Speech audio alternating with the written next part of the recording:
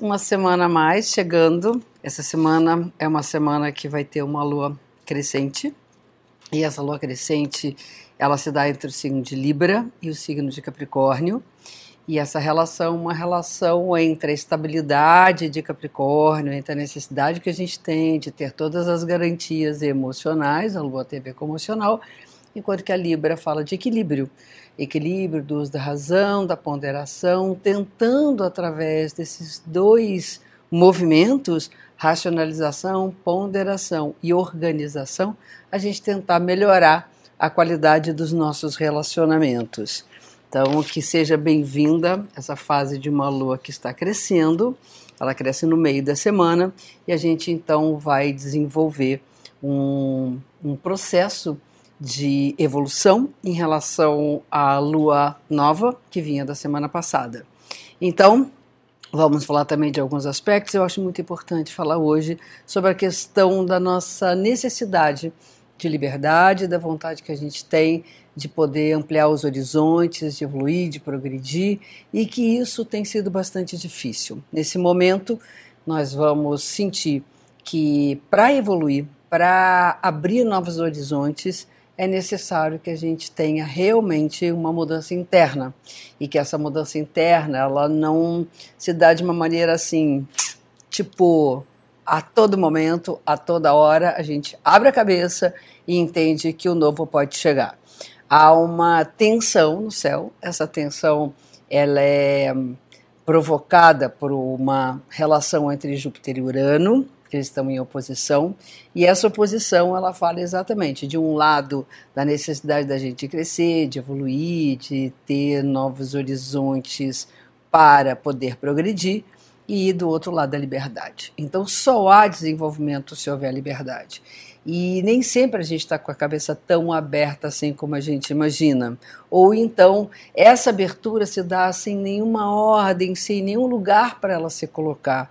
Então quando a gente quer realmente alguma coisa nova, vamos pensar onde colocar esses novos ideais, para onde a gente quer andar pensando em modificar nossa vida, em trazer alguma coisa diferente que mude aquela repetição de todo dia, repetição, repetição, repetição.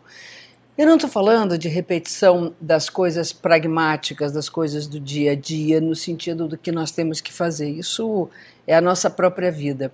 Mas a repetição de padrões e modelos de comportamento que chega uma hora que não vai dar mais nada, não dá caldo.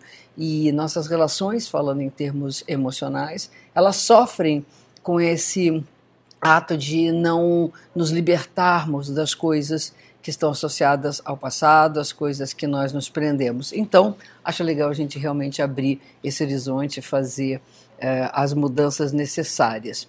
Uma outra questão importante nessa semana é em relação à afetividade.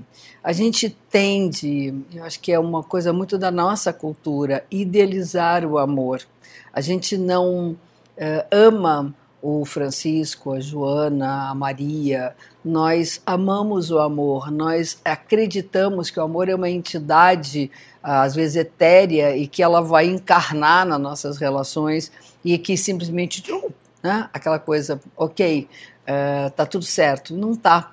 O amor tem que ser construído de acordo com os sonhos que nós desejamos realizar junto aos nossos parceiros, junto às pessoas que caminham com a gente. Eu não estou falando só de relação amorosa, estou falando também de amigos, de relações de família, enfim, relações de trabalho, e nem tudo é perfeito mesmo, de verdade. A gente fala isso com muita facilidade, mas a gente acredita que qualquer deslize naquilo que a gente não esperava pode quebrar o encanto de um amor, de um desejo, de um carinho e de uma afetividade.